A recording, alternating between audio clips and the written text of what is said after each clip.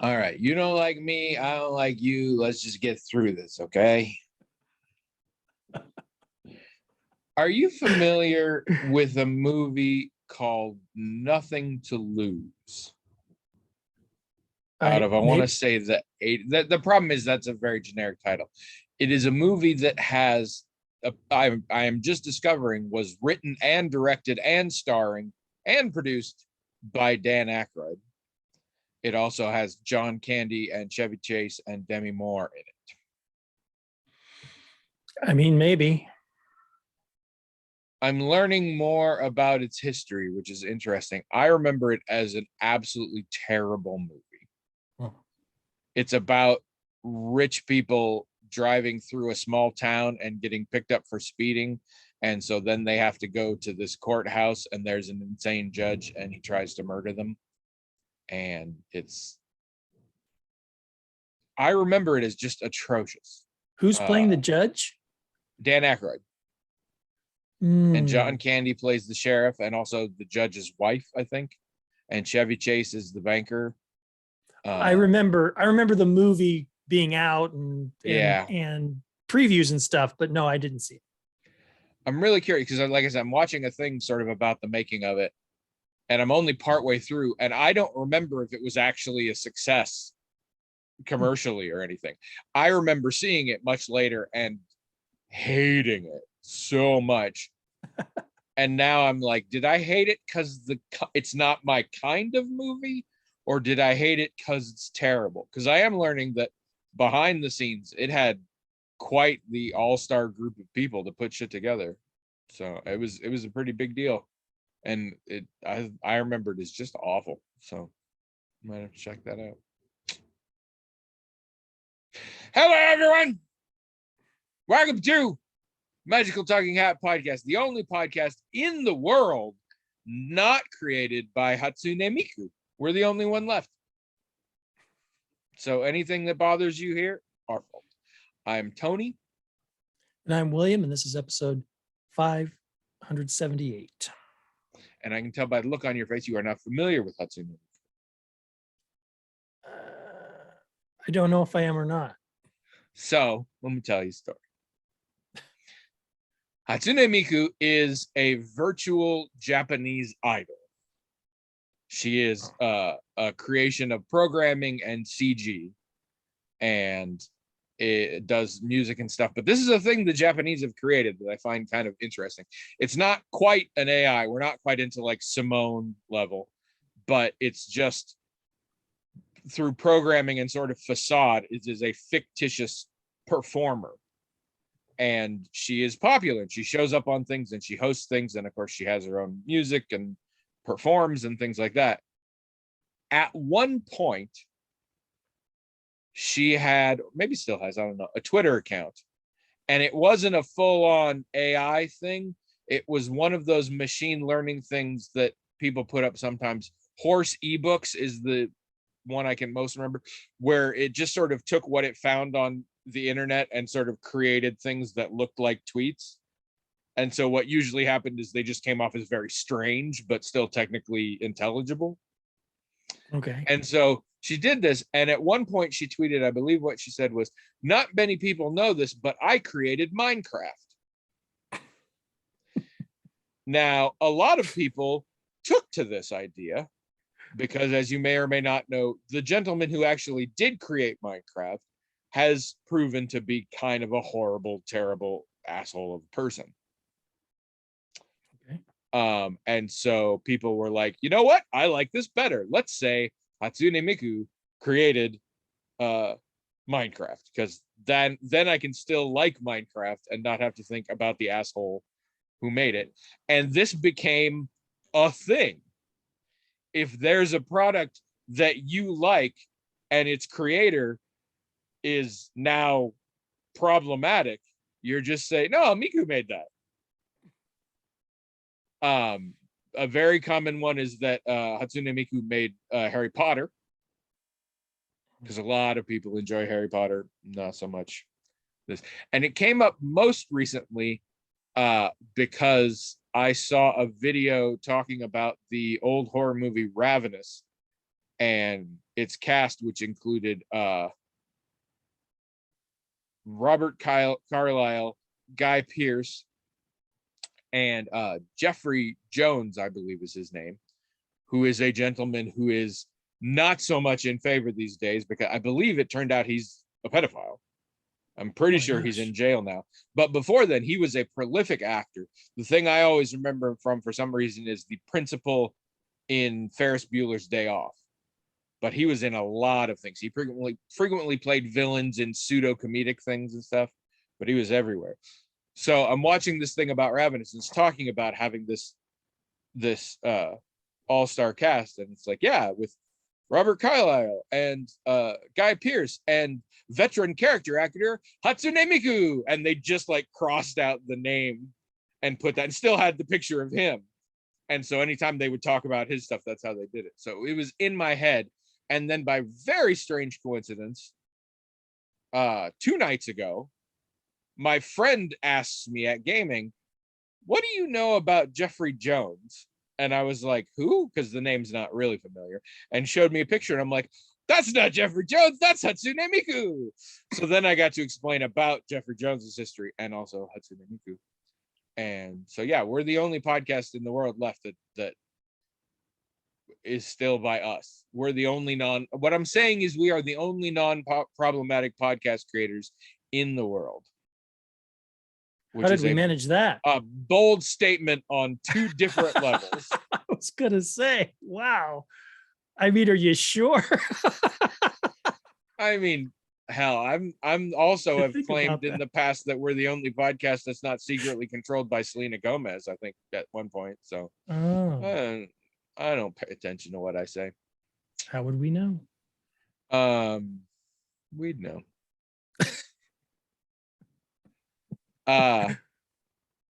Those of you just joining us, welcome. If you came here to see Miku, too bad. We have a hat. It is magic in that it has its own email address, themagicaltalkinghat@gmail.com. And people who want to get words out or want to bring words to us, or just people, write into that email address, themagicaltalkinghat@gmail.com, with whatever the hell they want, basically.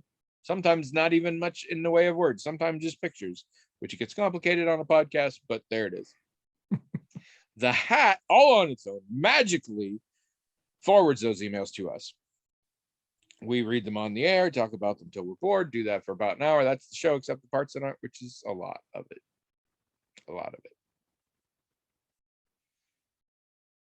So how's your week been? You're back to school now. No more vacation for you. Yeah. It's all right. New classes, right? Yeah. New class? Classes. Okay. Yeah.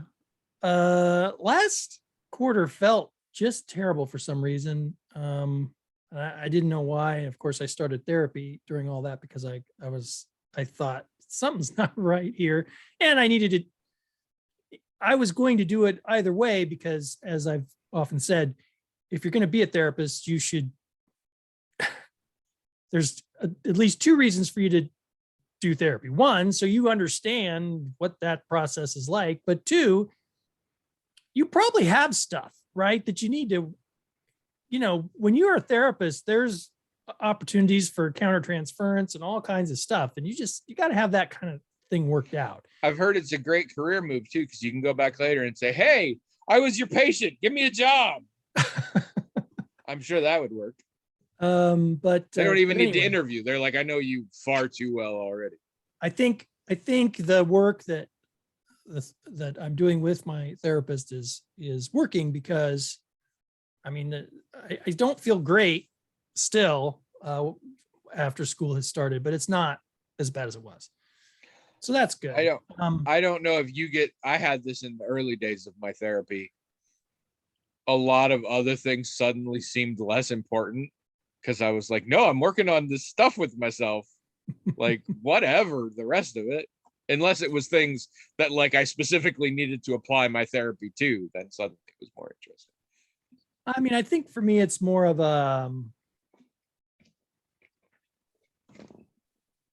often things come up that I'm pretty much never surprised that a thing comes up and it bothers me, but I'm often surprised by when it comes up in the context of therapy, it really takes on a different,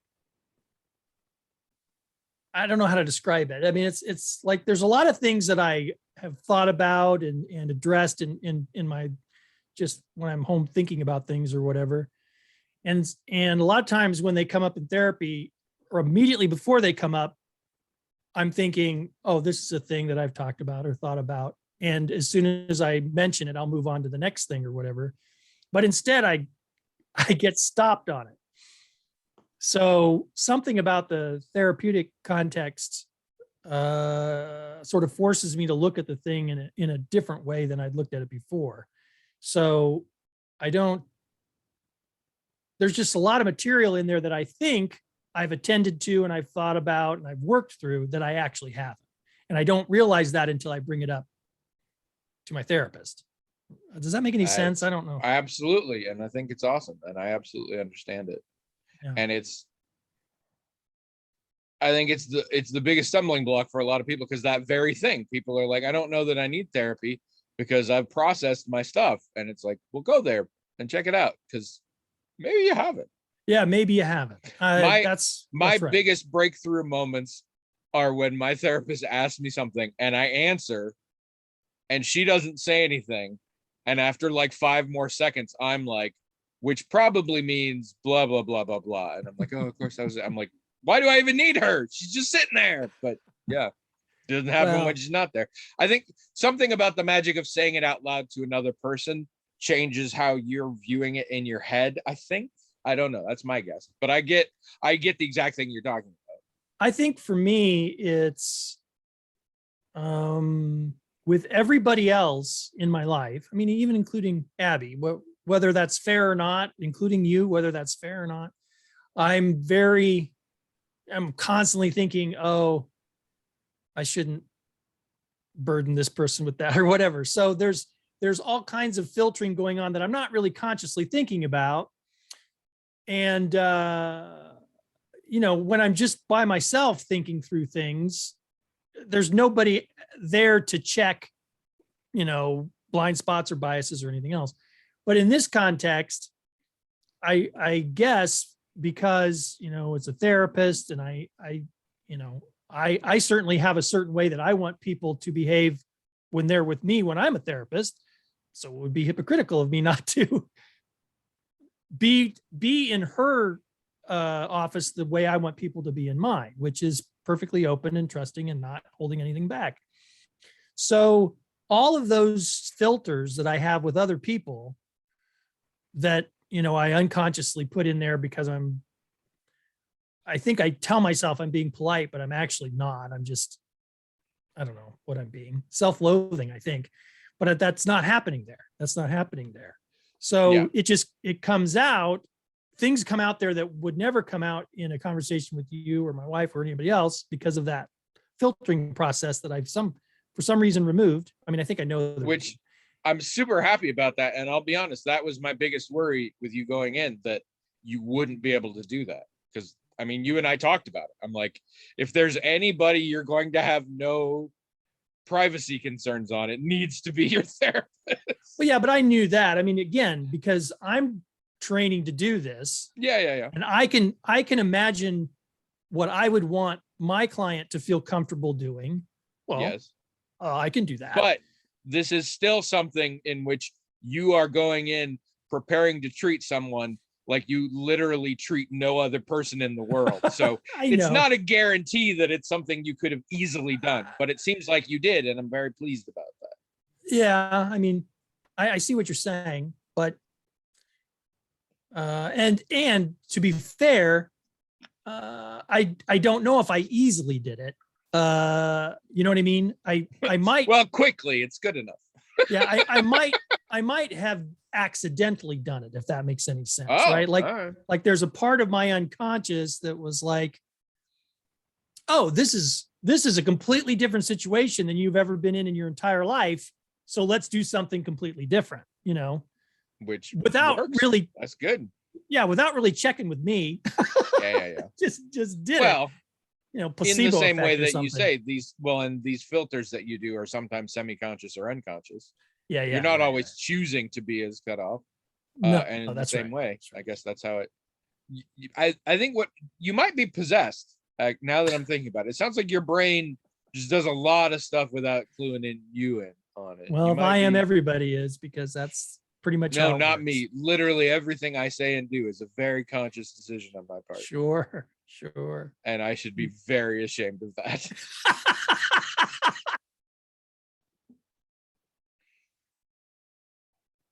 That I was am good. Good one. exactly the person I have decided to be. I was like, you know what? This will work. Yeah. No, but I think it's been really good to see things from a different, sometimes the same thing, something I thought I knew everything about. Nope, I didn't. And it's been really good to see it really from a different perspective, and it's helped to um, disrupt certain cognitive things that, again, that I thought I understood completely, and I knew how to interrupt those cognitive things, but I definitely didn't.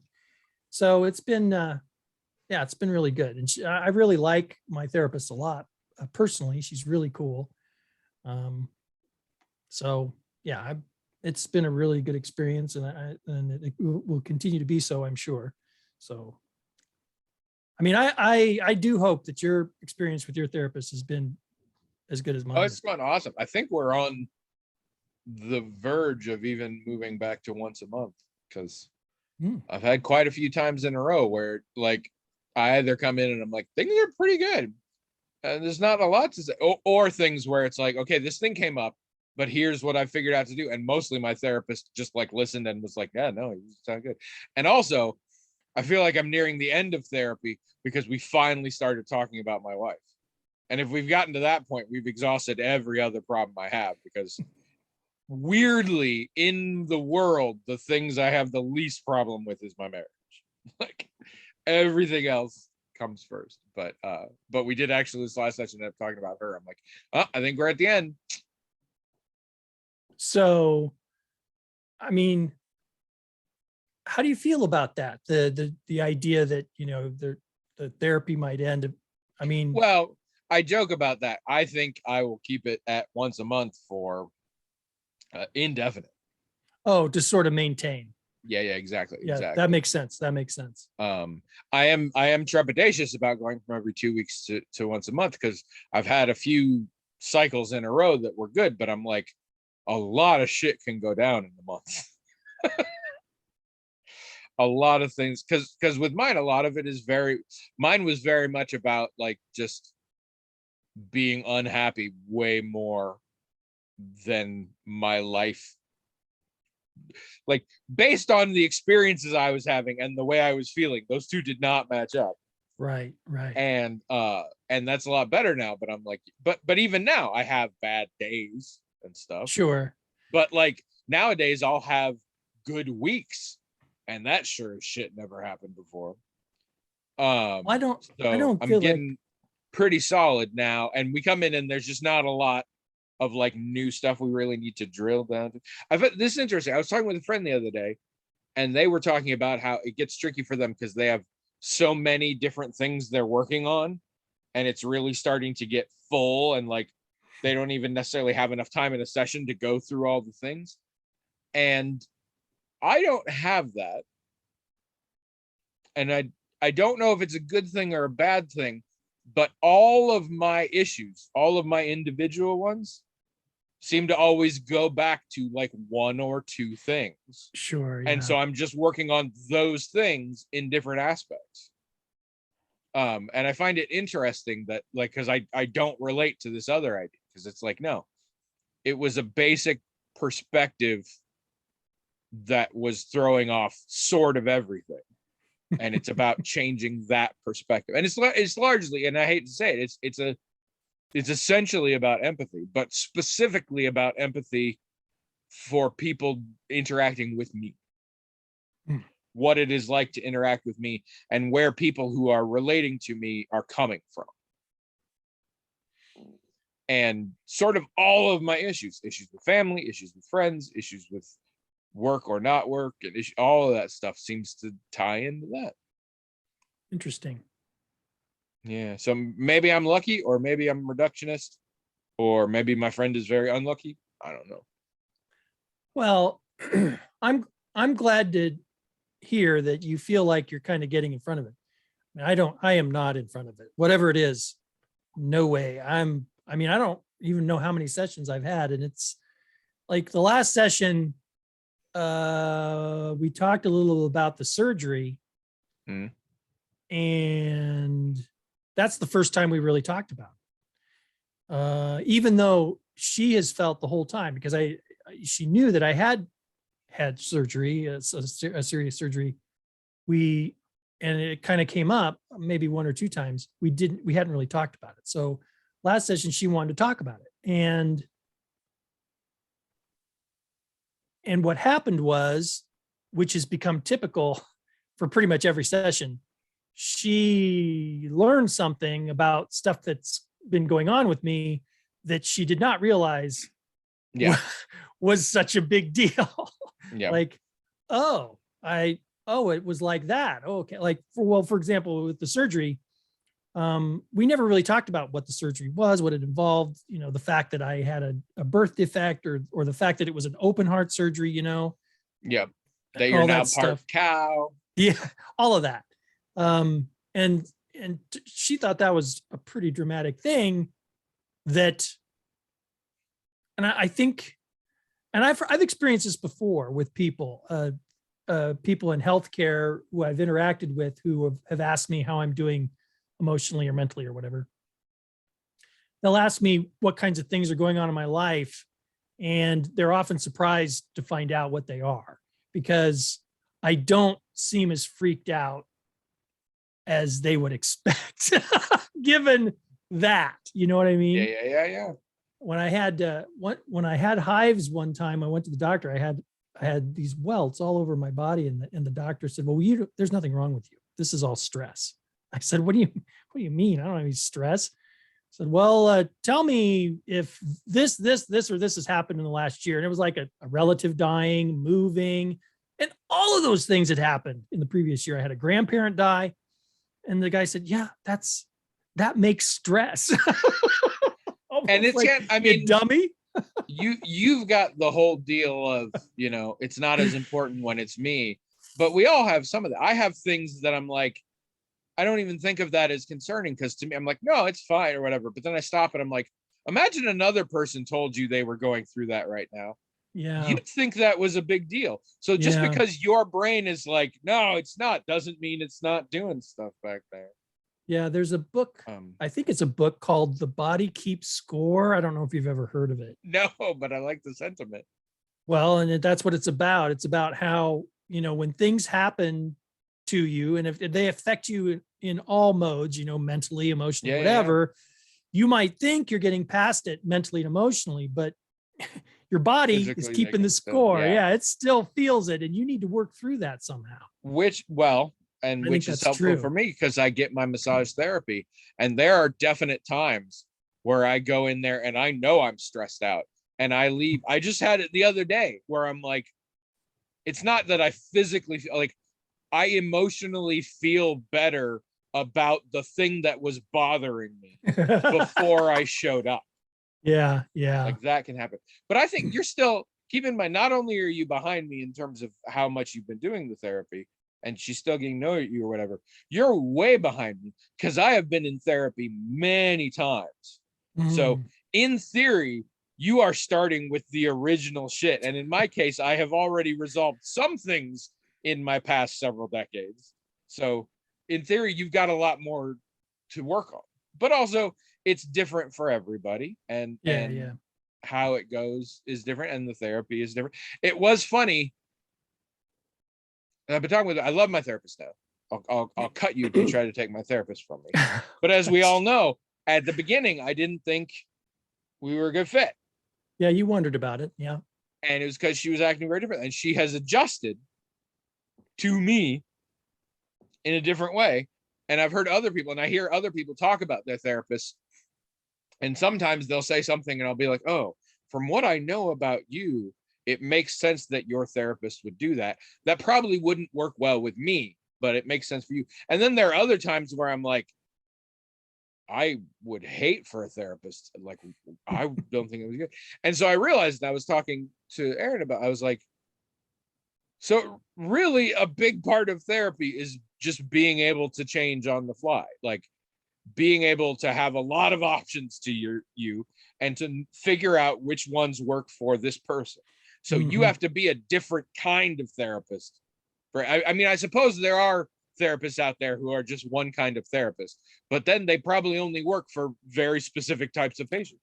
I think you're probably right about that. Yeah. And that was something, because that's the thing is, I don't think my therapist has changed, but the way my therapist and I interact has changed. And some of that is me and some of that is her. But it's a big, and in fact, she threw shade at me in our last session. Did she? Yes, I'm talking. Remember, we have the intern there. And so I'm talking. I said at one point, I was starting to explain something. I said, okay, so some people might claim that in certain circumstances, I talk too much.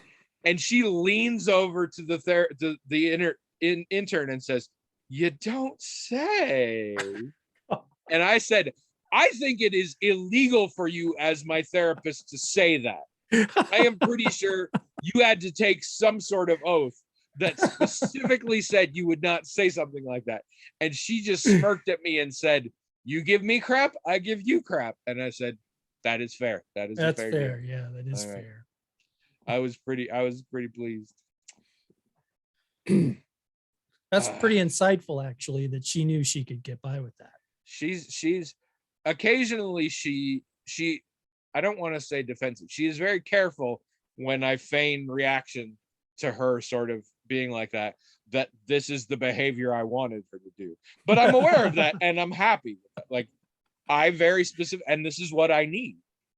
I need somebody who's gonna give back as good as I get, who's not going to take it when I'm inevitably just being full of shit. And she asks really dumb questions. And I don't mean dumb like she's an idiot. She asks questions that when she says it out loud, it's like, well, duh, obviously the answer. Oh. And I apparently need that because I can talk around stuff forever. But then she's just like, so why do you even want that? And I'm like, well, I guess I see. Or like her great one is when I'm worried about something happening. She's like, okay, so what would it be like if that happened? And sometimes I'll talk about it and I'll be like, actually it'd be fine. I'm not sure why I'm worried about that. So yeah, no, she is great, but we had to sort of learn it. And yeah, and your therapist is getting to know you is a huge thing there, knowing what kind of person you are. But no, it sounds like it's going great for you. But yeah, I mean, don't plan to quit anytime soon. Well, me, no, I'm not. Yeah, I mean, that is the good thing I found. It can be hard to convince people they need a therapist. It can be hard to convince people to look for a therapist. It can be hard to convince people to actually make an appointment with a therapist. Once they've done that, if the therapist is decent for them, it is not hard to keep them going to therapy because it's like a revelation. So naturally, and I'm sure this will surprise no one, I feel often like, while I think she's a very good therapist and I'm perfectly satisfied with her, I don't think I'm a very good client. You don't say. No, I worry about that. But I remember early on when we talked about it, and you said something about, I said something about you need to let your therapist know so she can adjust to meet you, and you said, I haven't thought in terms of my therapist adjusting for me. I figured I just needed to become and I was like, you are training to become a therapist. I think if your professors found out about you having said those words out loud, you would fail all your classes. I believe what I said at the time is, given you want to be a therapist, that might be the dumbest thing I've ever heard you say. But same.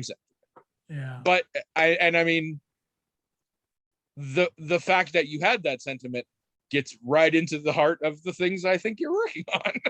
Well, sure. Yeah, that's right. So yeah, she's really, usually great. I'm very grateful to, to not have had to like see 3 or 4 people before. But I don't know if I would have done that anyway, because part of what I'm learning in this program is just what you're saying, that a lot of times if you're a therapist, you need to be able to adapt to whoever you're working with. And that can take a while. So it's a little like watching a new TV show. Don't bail on the pilot. Watch a Pilots are few. always bad. Yeah, watch a few. Well, and then, and give them a chance. and my therapist had that built in sort of. She's like, usually we'll do this for about 6 sessions and then we'll talk about how we fit.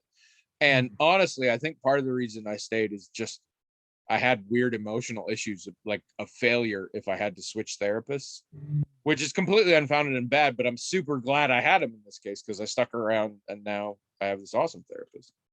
So I just get invested in the characters and I have to see where it goes. yes. Sorry. But don't leave on a cliffhanger. No. Speaking of, Anyway. I think this is the first time we talked about. I officially refuse to recommend Severance to anyone for now. Okay.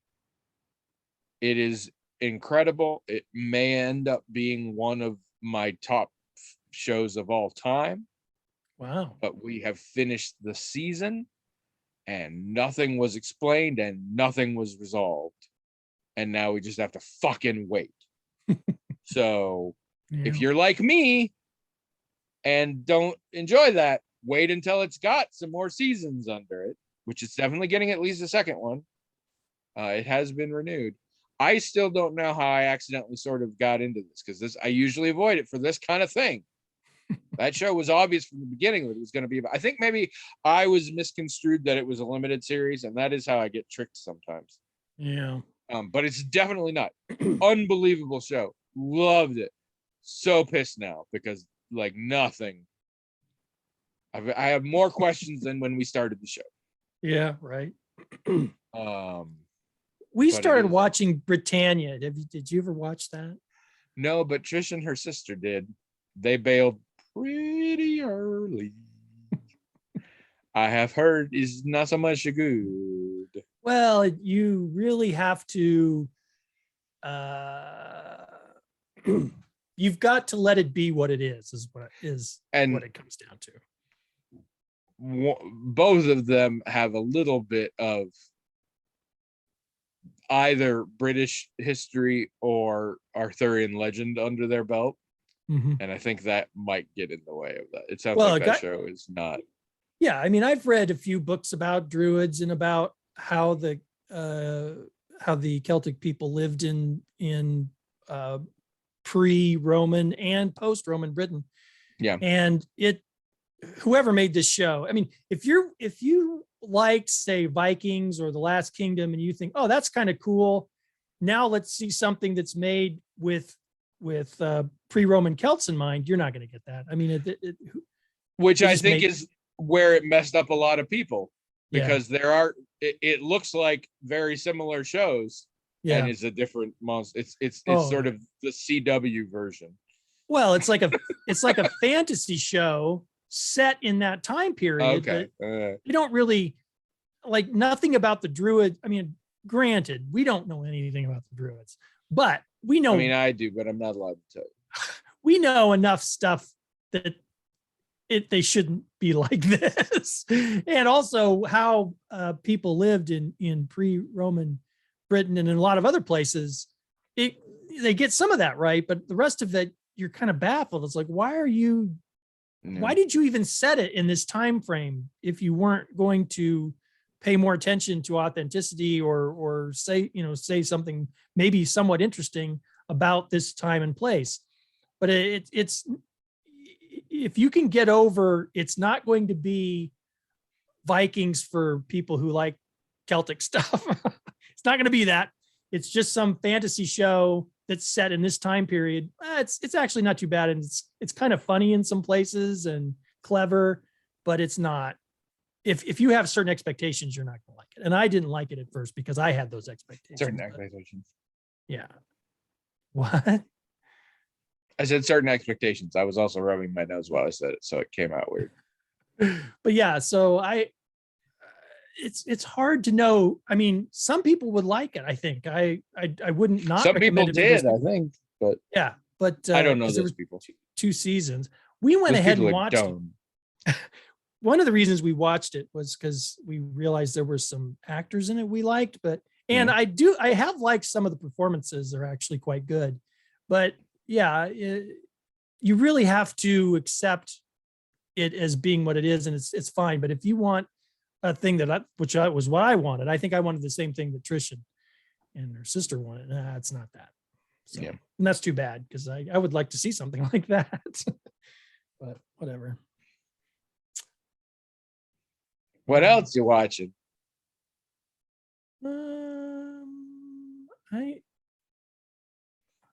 I think that, I mean, other things, but nothing like Oak Island.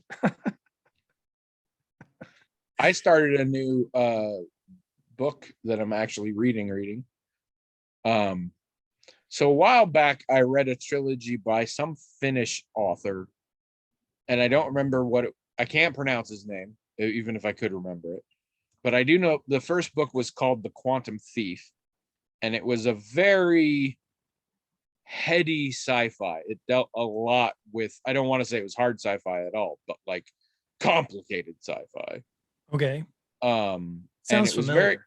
it was very interesting. It took effort to read, but I really enjoyed it. Well, I'm reading another book of his now. It's a standalone called Summerland, and it's alternate history where at some point in the 20s or early 30s,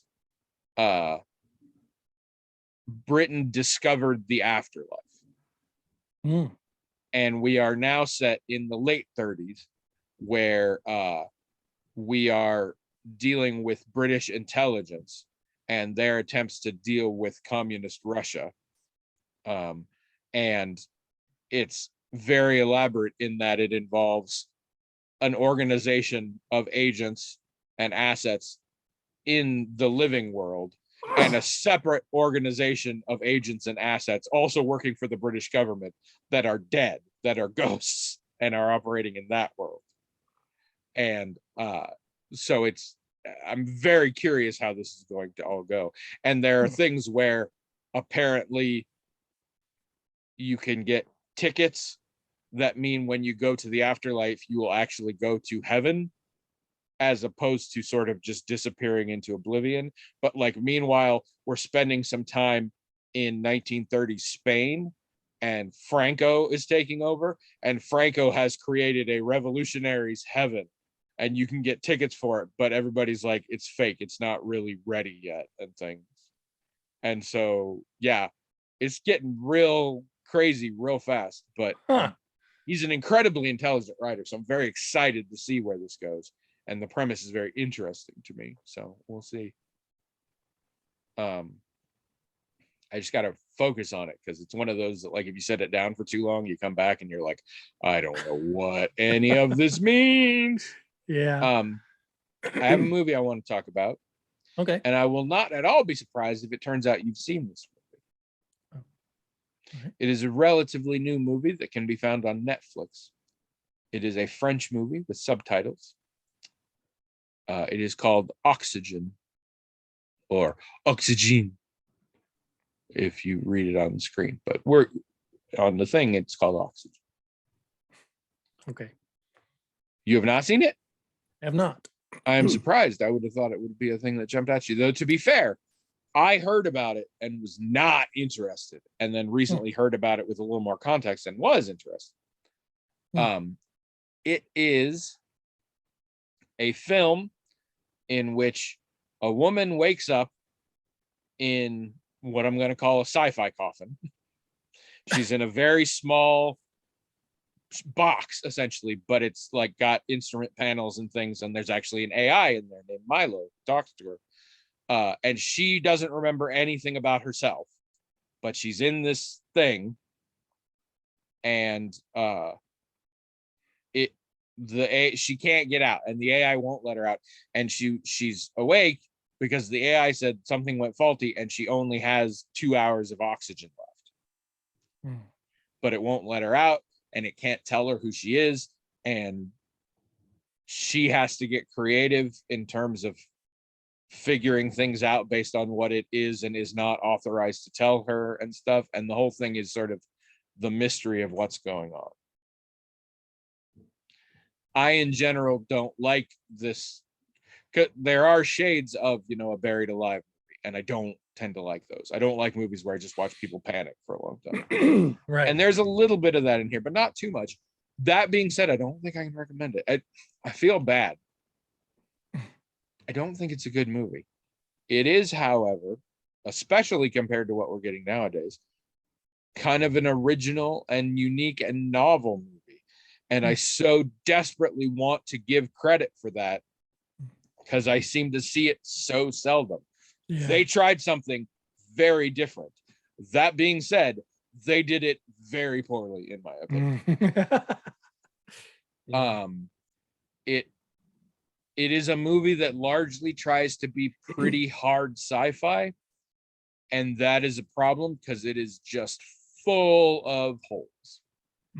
None of them tend to be very big holes, but there's a lot of them. And there's just character holes where, like, we try something and it doesn't work because of a specific reason, and later that reason isn't there anymore, but we never try that thing again. It also has too many twists and turns in that you kind of figure out what's going on like halfway through, and then later you learn more and then more. And at the end, it's the last 20 minutes or so are just punishing, because it's like, oh, everything's going to be okay. No, wait, it's not. There's this thing. Oh my God. What? Okay, now that's fine. Now it's going to be okay. Oh no, wait, there's this thing. Oh wait, that thing failed. So now it's definitely bad. We're done. We're fucked. We're going to die. Oh no, wait, there's another thing. We might live. Oh wait, now we're going to live. Oh no. Like so many of them back to back to back. And we resolve and like, oh no, we should just consign ourselves to dying. Oh no, wait, we might not die. Oh wait, we should consign ourselves to die. And like, to its credit, we did this so many times that I'm like, I genuinely don't know if it's going to end happily or not, because we keep doing this. But just so many of them at the end. And just a lot of I feel bad. Like, I really want to like this and I want to recommend it. And it's performed very well. Very good job. It's produced very well. It doesn't hold together story-wise very nicely, and I'm disappointed. I want to recommend it, so maybe people go see it anyway. It's just on Netflix, whatever. It's a way to kill some time. But I'm trying. The older I get, I try more and more to see, like, is this something that doesn't work for me, or is this something that doesn't work?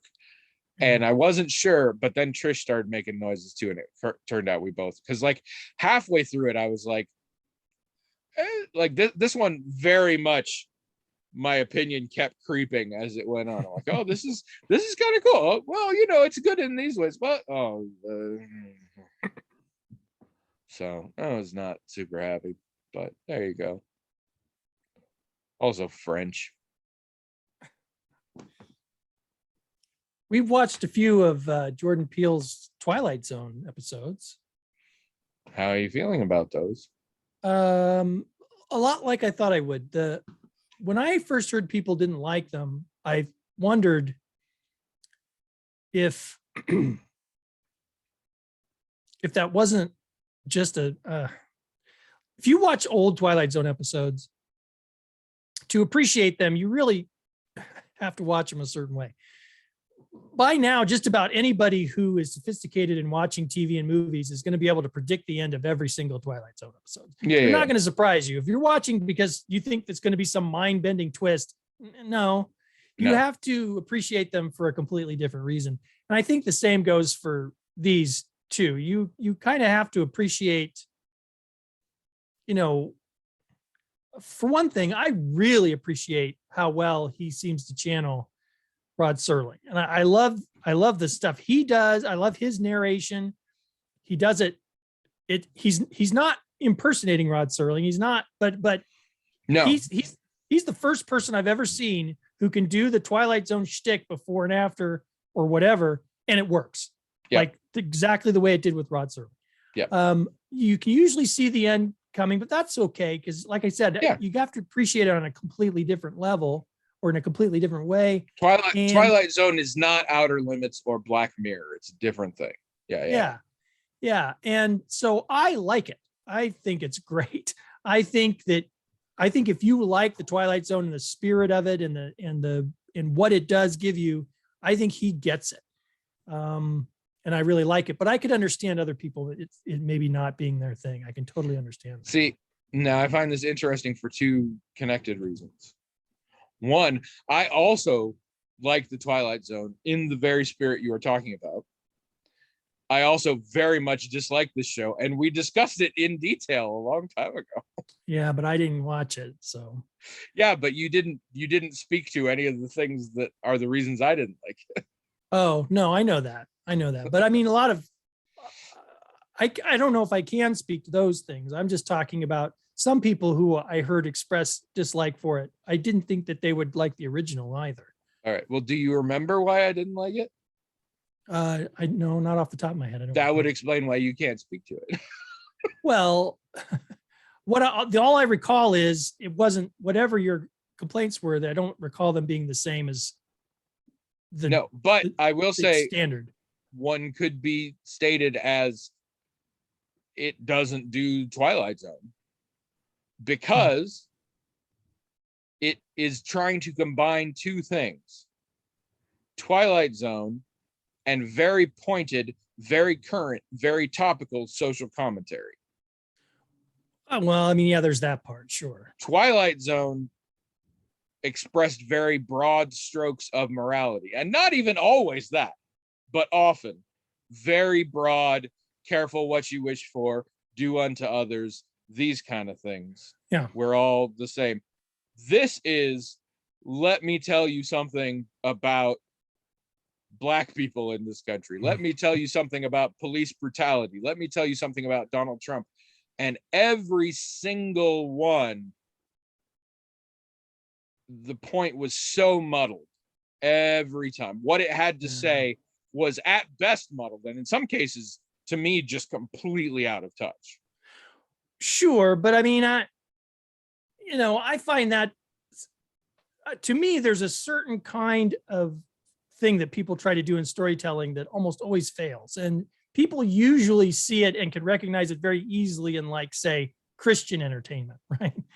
Christian entertainment is constantly shoehorning in messages, which doesn't work. Yeah. And it doesn't just fail for Christian entertainment. It fails for anything where you're trying to shoehorn in some kind of message or And you know sermon what or whatever. didn't do that? The original Twilight Zone. Well, that's interesting you should say that, because Rod Serling, when Twilight Zone first started, he did an interview with some place, some news organization, and he made a big point of saying, look, this is not going to be a political show. I don't want there to be politics. I want this to speak to broad themes, and we're going to be looking for original material to make shows out of that speak to broad themes and everybody can watch and enjoy. And yet, as the seasons went, and recently we watched all of the Twilight Zones that were available on Netflix or whatever they were available, and some of them did get political as time went on. Just a few, but it did happen. And of course, those were the ones that probably worked the least, because again, every time it's not that you can't tell a story with a message in it. You can, but you can't shoehorn it into something else. It's right. Well, and Jordan Peele has managed to do that in his films real well. Get Out was fantastic. Even and Us had components of that. I mean, there's a lot of stuff there. It felt so incredibly toned up, and to the degree that sometimes I'm like, I flat out don't agree with this message, and we're on the same side of the political spectrum, and I think what you said is just nuts. Well, but for me, just such a mess. I couldn't. You seem to appreciate the aesthetics. I couldn't get past Yeah. the stories, Right. But and the stories were awful. keep in mind though, my position on the political spectrum, such as it is, I guess I don't even think of myself as being on the political spectrum, but I pretty much always have to, I wouldn't enjoy anything if I couldn't overlook the occasional misstep in this kind of thing. So I'm just used to it. It's just part of what I do. I mean, there are too many things that are going to have some kind of message in it that I have to kind of roll my eyes at and go on. I'm just so used to it. I can barely, I mean, I can hear what you're saying and I understand it and I agree with it too, but it doesn't bother me. I can appreciate other parts of it. And if I couldn't do that, there's a lot of things that I would like. Well, here, another example is like CW shows. There's a lot of times they shoehorn something in, it totally doesn't work. And you're like, oh my God, that was awful. But I still watch it. I can push past that and enjoy whatever it is. So if you also are good at ignoring any message in shows, you might maybe like not any message. The new Twilight Zone. Although I will say, from what I hear, it did not go over super well, and it only got the 2 seasons, I think. And we I understand failed after that. like 4 episodes. Yeah, I understand. I totally understand that happening. I wish I just know. Well, here's the thing. What the genius to me of him making Twilight Zone episodes, when you watch his comedy stuff, a lot of their sketches are Twilight Zone episodes, really. They're funny Twilight Zone episodes, but it's like, wow, all of these sketches really do have a sort of a Twilight Zone sensibility to them. So it's like, yeah, he could totally do that. And I think if, maybe if he figured out, because he can do it because he's done it. If he could figure out how to adjust it and tweak it, it would work. And I mean, he definitely has no interest in being apolitical, and more power to him. No, right. And were I in his shoes, I probably would have wanted to do what I think he wanted to do, and I probably would have done a much worse job of it. So no shade in that I thought I could do better, but I do think what came out was Twilight Zone mixed with something else, and not only was it not a good mixture, but I think the something else wasn't great. Yeah, that's fair, I think. But if you can ignore the something else and just look at the Twilight Zone aspects, yeah, it was good. I'd still watch more, especially if he could, find the, because it's hard when you're an artist to find that sweet spot, and I wouldn't know. I'm not an artist. Maybe he's also aware of, struggling to get there. And I would love for him to have a chance, because I'm sure he could do it. And I think I would think that the shows are fantastic. But you're right. And I was interested. Give him a call. Maybe you can work something out. It was interesting what you said about how it's not Black Mirror or whatever. Yeah, I didn't even think about that, but you're right. It's not. Yeah, that. there are definitely shows that people think of as like Twilight Zone, but they're really, no, this one is much more about the twist. Yeah. And Twilight Zone had twists, but it was creepy. I mean, it was more atmospheric. Yeah. It was something a little different. Yeah, like when you could predict what was going to happen, it didn't bother you. It's like, although something weird happened to me the other day, and I on my way to therapy, and I was gonna tell them, like, I need to check with you guys just to make sure I'm not in an episode of the Twilight Zone.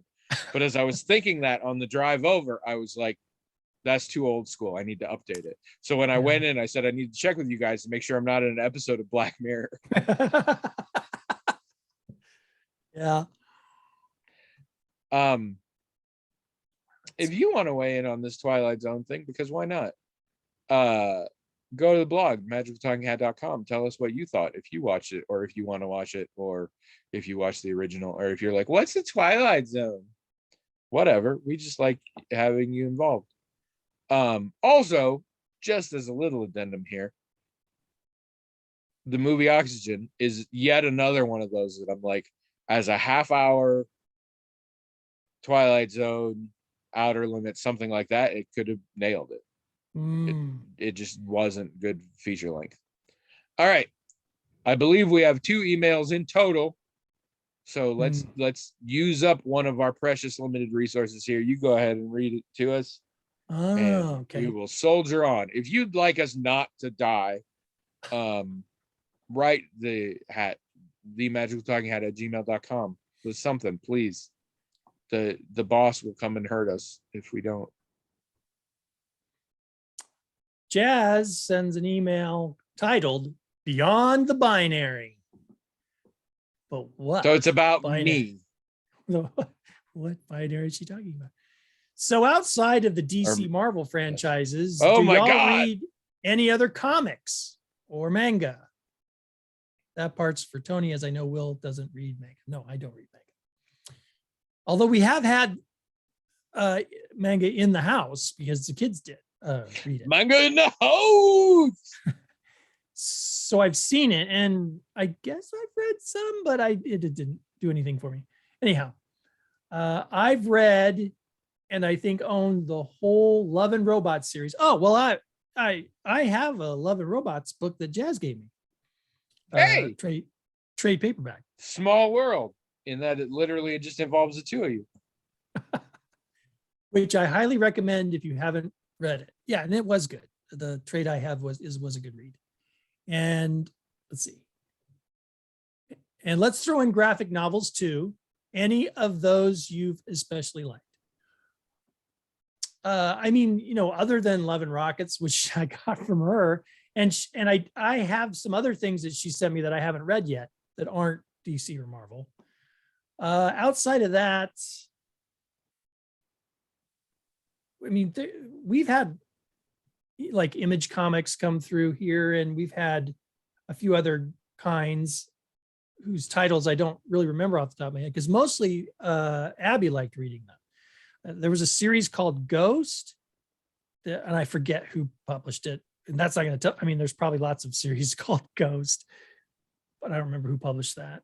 Monsters, I think, was one that she was reading, which again, I don't remember who published it. That's probably also not a very uncommon comic book title. Is it possible the title was actually Monstress? Oh, could have been. Do you know that one? I think it might have been. I know the first. I have read the first volume, Okay. and it strikes me as something she would like. Yeah. But I mean, for me personally, I always go back to DC, and I've gotten lots of DC trades, and always, I mean, even if I'm reading a DC trade that's not great, I love it. So it's like, for me, I know it's boring and not interesting at all, but I love DC comics, and Abby does too. We have a lot of DC comics, from Batgirl, Batwoman, Wonder Woman, lots of Batman comics.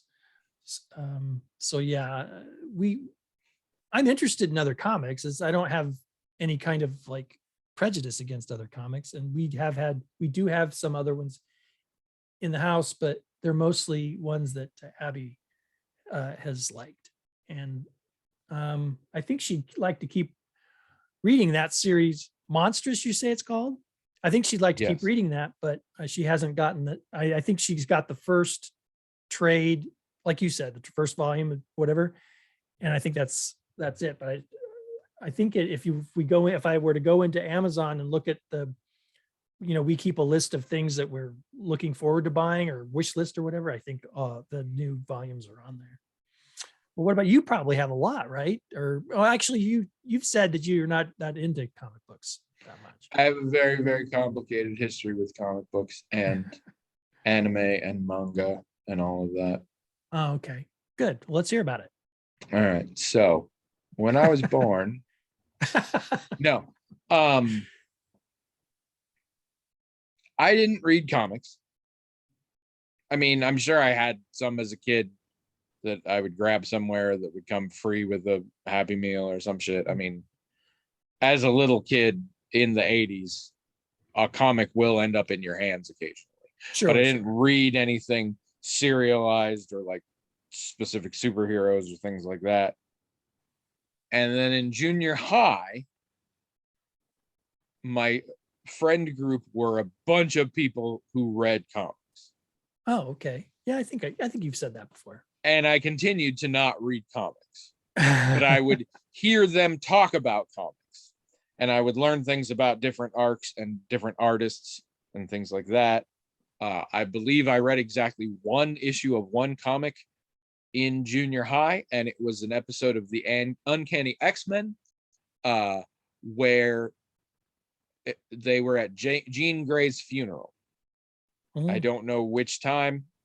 Everybody's died 12 times in that, but it was very good in that it was a retrospective of the history of the X-Men leading up to what had happened. And so that was very cool, and I learned a lot about the X-Men from that. I continued to not read comics. I was into superheroes because my friends were also writing their own comics, and they were doing art and stuff. And I actually like designed a superhero team and had my friend draw the characters and stuff, and I was going to make stories. Didn't really pan out. But that was it. Nothing to do with any of those mediums. Somewhere around here, I got into anime. Oh yeah. But it was harder to come by at that point. At that point, manga, no. I did not have access. I didn't know it existed. I didn't know what that meant. College, I was too busy. So then after college, I discover that libraries have graphic novels. Yep.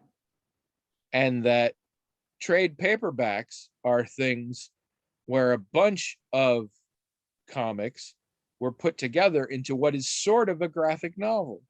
Yep, sort of. And I went to the library and I started reading this one I'd heard about many times from the guy who I'd also heard had written. I think by that point, maybe I knew what Neverwhere was. I don't know.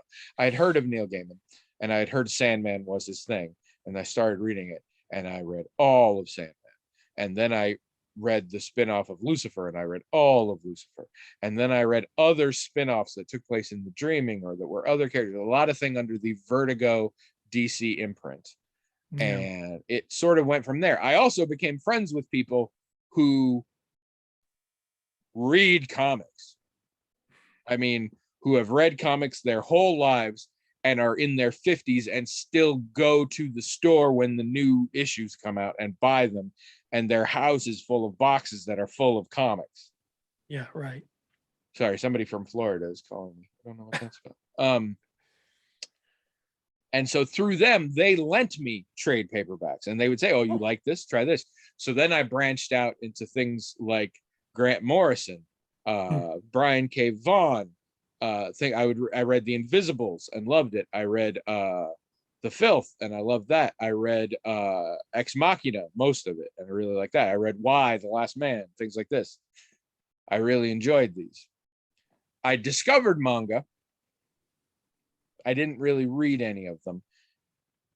The art was not as interesting to me. And I was never that big into the art. I was much more about the story. They just happened to have pictures. And at a certain point, my interest in anime and manga and stuff shifted, because I also discovered, I think in college, that a lot of that was borderline or sometimes outright pornographic. And I like porn.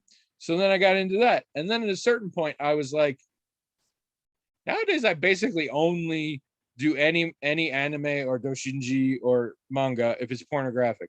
And I very recently have been thinking, I like the melodrama and spectacle of an anime story. I really should get back into anime series that aren't porn, because those could be fun.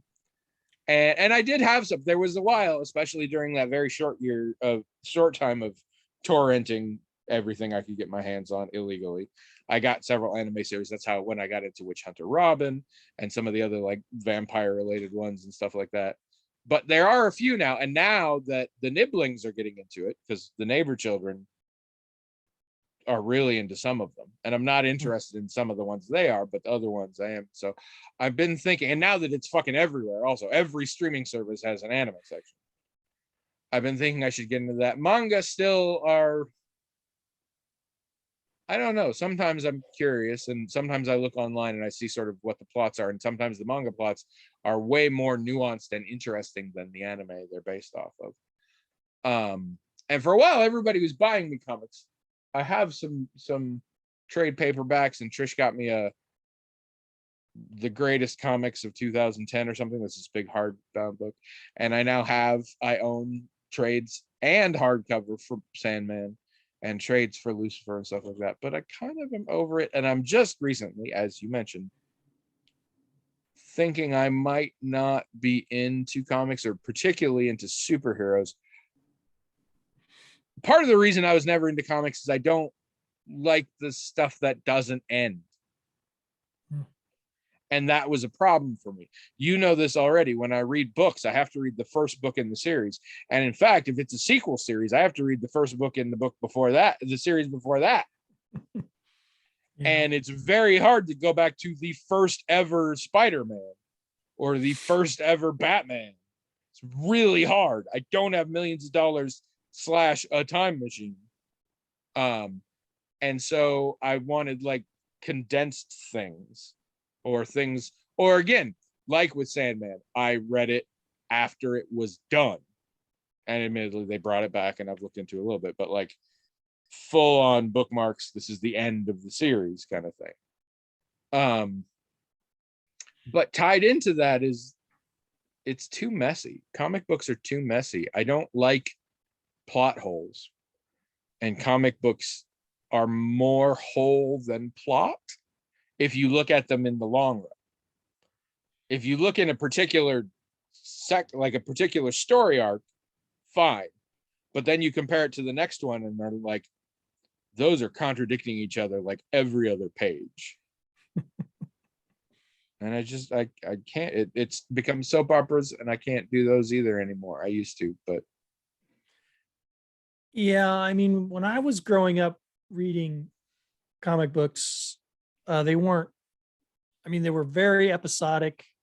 You know, you didn't expect there to be, I mean, that's part of the reason I liked them. I didn't like soap operas or even when I watched sitcoms back in the day, they didn't really carry over plot from one thing to the next. It was very intentionally, everything had to go back to normal by the end.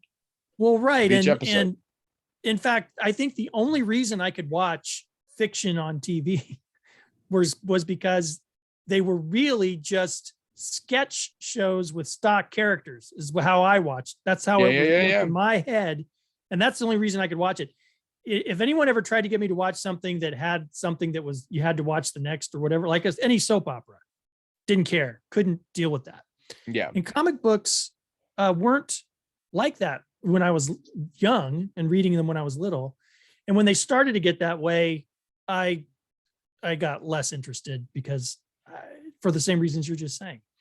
So, but I mean, I have subscribed for like years at a time and followed several arcs, and it's been interesting. And I've kind of, you know, after college, when I got more interested in fiction and how it works, I think I got more tolerant of that kind of thing.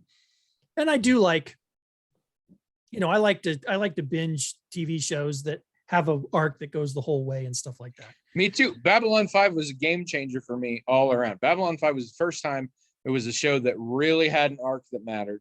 And it was also a show that had a set ending that it was coming for. And both of those concepts at the same time transformed my brain. And nowadays I can see it very clearly.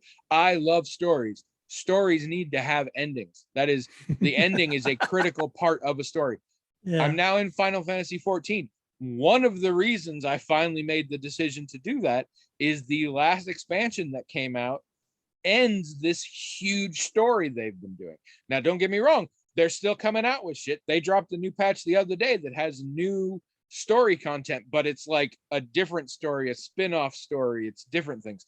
Even people who are up at that level, which I'm so far from that, are like, no, Endwalker completed the plot that started in the beginning of the game.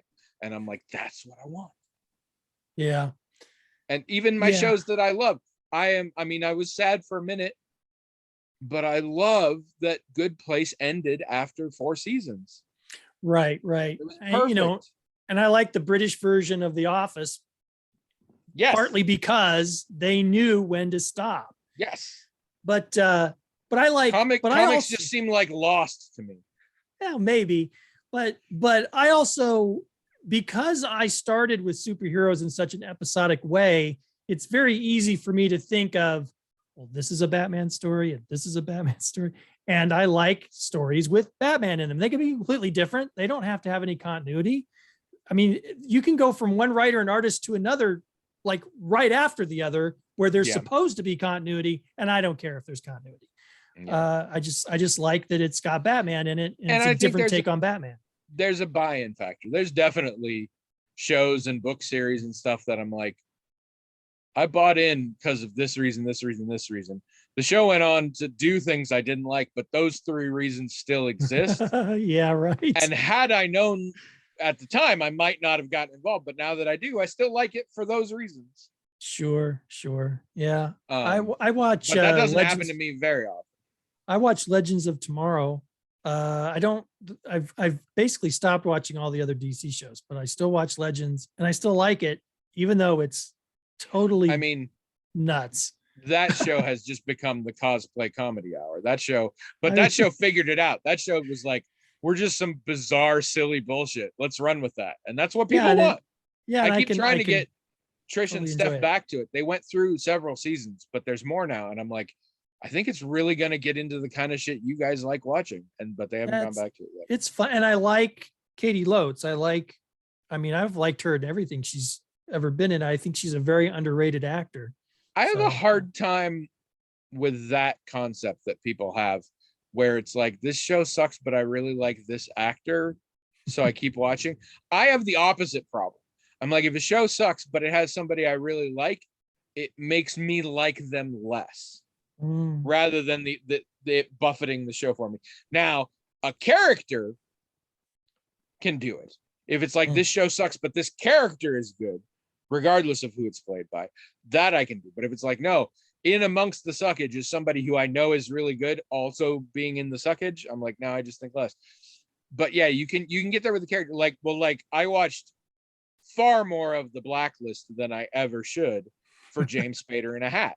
And James Spader in a hat was weirdly compelling.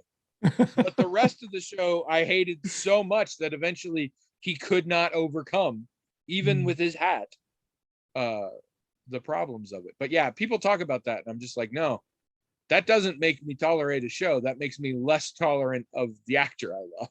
So sad on me. Like, I definitely don't prefer my version. Well, I mean, I think how it often happens. I really don't think much of Anthony Hopkins these days because he's been in so many stinkers. Katie Lotes is also doing a good job with this character. I do like the character that she plays. There you go. There you go. I suppose if she wasn't, maybe it wouldn't matter that it's Katie Lotes. Or do it the other way. Do it. The character's just as good, but it's an actress you never heard of. Yeah, I mean, that's true for some of the people on the shows. Yeah, that's true. Some of the people on the show aren't Katie Lotes. One or two. But there are some characters on the show I don't like. But overall, there are several characters that I like. I mean, but the difference is something hits you hard enough that it sticks with it. There are still people out there who think that Firefly jumped the shark when Tara died in season 6 of Buffy. They were so mad about that any Joss Whedon property that came after it, they're like, it sucks. Because the difference is there are characters I like in Legends. And if that actor was in a movie, I wouldn't go see that movie. If Katie Lotes is in a movie, I'll probably watch it and I'll probably like it. That's the difference. But see, it's that second bit there. And I'll probably like it. I can't do that. Because she's been good in all this stuff. She's been good in everything I've seen her in. But maybe she wouldn't be in one. I don't know. But it's kind of like, don't find out. And I know you'll go see it. Write to her and encourage her not to be in movies. Aren't there actors that, like, for example, F. Murray Abraham has been in some terrible movies, but you got to give it to him. He acted well in them. Yes, yes. well. It's like he did a good And job. I got to give it to him. if But it was a terrible movie. if you cut out and only showed me the Anthony Hopkins scenes from Free Jack, it would probably, I shouldn't say that. I fucking love Free Jack, but I love Free Jack because it is terrible. But like, yes, then it becomes an issue of percentages. Yeah. If the actor I like is acting well, but also, no. I have on rare occasions seen F. Murray Abraham phone it the fuck in. I don't know if I've seen that, They're but I can usually very imagine it. small roles, but actually, I'm not even sure I did. But I mean, there are actors that I'm like really good, and I'm just like, that wasn't them being good. That was them not giving a shit. I've never seen Um, Idris Elba phone in a performance, as far as I know. I think he's always doing a good job, even if the film is terrible. All right. To that, all I can say is Cats. I'm not saying he didn't phone it. I'm not saying he phoned it in. I think he worked really hard. His scenes are not better than the rest of it. Well, I mean, I wouldn't It's- know, but It's okay. all, don't see it. Don't. This is one of those few movies that I'm like, it's as bad as you've heard. Don't see it. This is Don't see me it. saying this, who wants you to see all. There is no good can come of anyone else seeing that movie. It's awful. And it's not because the actors were lazy, because I don't think they were. Okay. It is awful. I mean, because they've got it's not just him in it. There's like really great actors. Yes, yes. Dame Judy is there. Yeah. Actually, I will say, Ian McKellen's primary scene was almost good. Almost. Well, that's not that But surprising. 'cause he's Judi amazing. Dench's weren't. None of the time Judi Dench was on the screen was good. Wow. A combination of the visuals and the lines they made her say. No. Wow. Yeah, no. That's hard to do, to make her look bad. Yeah, it She's costs amazing. millions and millions in very special effects and some dumbass lines. And a lot of training to teach them all how to move like cats. Have you seen the pitch meeting for it? Watch the pitch meeting for it. That is what the movie is. What the pitch meeting has it right. No, I don't know if I have seen It's that. I should watch it. it's incredibly jellical. And luckily we're over time, just as I think I came up with the title for the episode. So that worked out well. I love those that as soon as it's, because I don't Gotta say stick with the them times. thinking it's going to be the title, and I didn't this time either. But as soon as it was out of my mouth, I was like, huh? So there we are. But we are over time. Please write in themagicaltalkinghat@gmail.com so that we can also abuse the things you say to talk about other things. But also, I think we got to the heart of it. I think Jazz will be pleased. I And hope so. really, that's what we're all going for. But also, yeah, write in. Go to the blog, magicaltalkinghat.com. I feel like there's a bunch of shit here that either of us said that you might strongly disagree with. Come at us, bro. Do it. Also, any of you listening who are not currently in therapy, go get into therapy. That's actually more important to me than that you listen to this podcast. Have a happy Easter, whatever that means to you. In my case, it's a relaxing Sunday, like most of them. But you know, I hope it's good for you. And don't watch Cats. Don't.